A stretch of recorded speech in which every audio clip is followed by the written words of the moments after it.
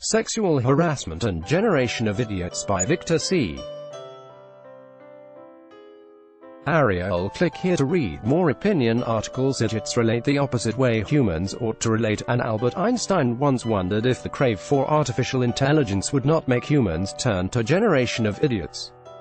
After pondering on how a particular race conducted themselves, not the black race as he was not in the sphere then, feared the day such race will take over the world.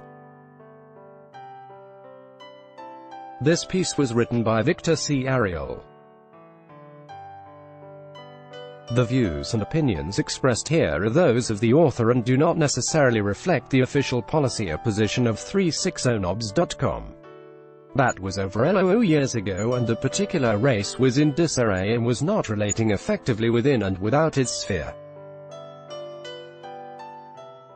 It was like a spiral harassment society, that is, from a spin-like movement and in a tau-form, endless pathway, you harass anyone out of the sphere your capacity allows you to control, and those who cannot find a way turn their fly into the ears of any bull around, so the bull turns an uncontrolled harasser as the fly keep on humming in its ear, so also the libido problem of men that has turned some of them bulls in the restless mood and calls for sympathy, not total condemnation.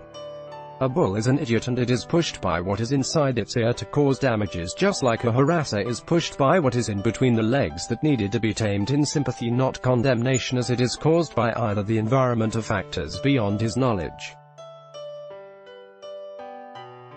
Like I read from M.J.O. Mustafa's Fall of the Family, that laboratory rats remain resolutely heterosexual until disturbed by bright lights, loud noises and extreme overcrowding. Such factors play in human beings but are avoided by the feelings, so they cannot be idiots, they should find a way to avoid it. Among humans, interactions, relationships, dialogues and government come to reduce such interferences that could lead to humans turning to idiots. Human relations are better evaluated in a heterosexual setup so as to control latent or dormant excessive behavior waiting for opportune time to express itself, like Sigmund Freud mentioned in his study of self, ego and superego are suppressed traits that explode as conflagration in the future. Sexual harassment is both from male and female victims' perspectives, making them idiots, or even the society they live in as society of idiots. Basically, when someone is acting as a loco parent, not as someone said, observing a fiduciary duty, there should not be sexual negotiation whether hetero, homo or lesbi, till the loco parent status is terminated or vacated. All the sexualities, if untamed, get to bullish harassment.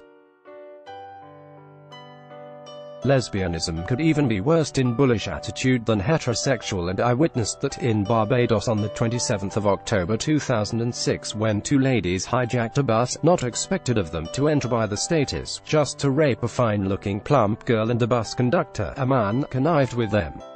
Again, when I was a schoolboy in Côte d'Ivoire, the matrilineal bent of the people made the then president to care much about females, and he built exclusive palatial school for them in Yamoussoukro for better upbringing of women leaders, and I remember a Nigerian family by name Sabero whose girls went to that school free of charge, just by merit of passing the entrance examination. After some years of operation, some of the girls couldn't stand the seclusion, and sexual harassment by girls against girls or boys became the order of the day to a point. Surgery was to be carried out in two of the girls who suffered banana lock-in in the private part, as they couldn't find a quick partner to have it with. On that, the president quickly built another palatial school for boys close to them to encourage relationship of both sexes.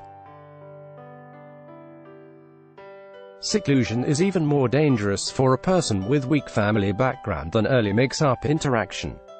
Some Nigerian schools still have such seclusion, and it makes for easy prey of the girls or the boys, as they are quickly taken by insurgents without either female cry or male resistance. Reading on Akepo Braithwaite, who stated that her son said that it happens also abroad but mostly unreported. A lady professor, now a university pro-chancellor in UK, Susan Bassnett, says that during the school days the parents taught them how to smartly ward off sexual harassment without making it a noisy issue. To Susan, it has always been there and needs mutual understanding to tame it. It is not supposed to be an issue of us and them. The truth is that men and women are wired differently on how they sense the risk in the sexual predating exercise.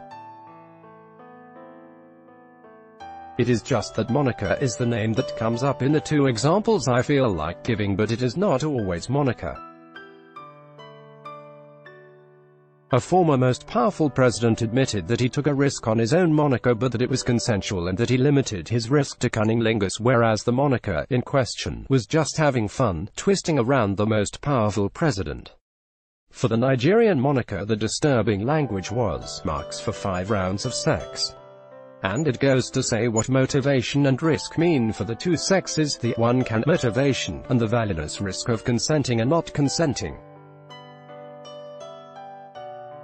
In the two cases, the women remain intellectually stronger than the men, and so, who says the woman is a weaker sex? I have overheard Chimamanda say that Adam ought to be blamed for not taking the responsibility of saying no to Eve, who made the suggestion of them eating the forbidden fruit. Chimamanda was insinuating that all started when Adam's weakness was not able to make him say no to Eve.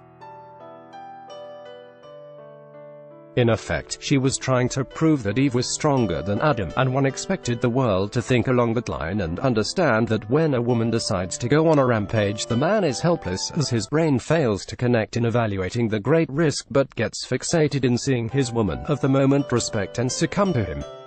In effect, it should not be that of lecturer-student activities, because the Igbos say, no matter how a dog sees the joy of cracking a bone, if you tie such a bone on its neck, the idiocy in the dog will fly away, and it knows that such bone is not meant for cracking. Dog does not eat a bone tied to its neck. Even when men and women must interact, it must be devoid of idiocy.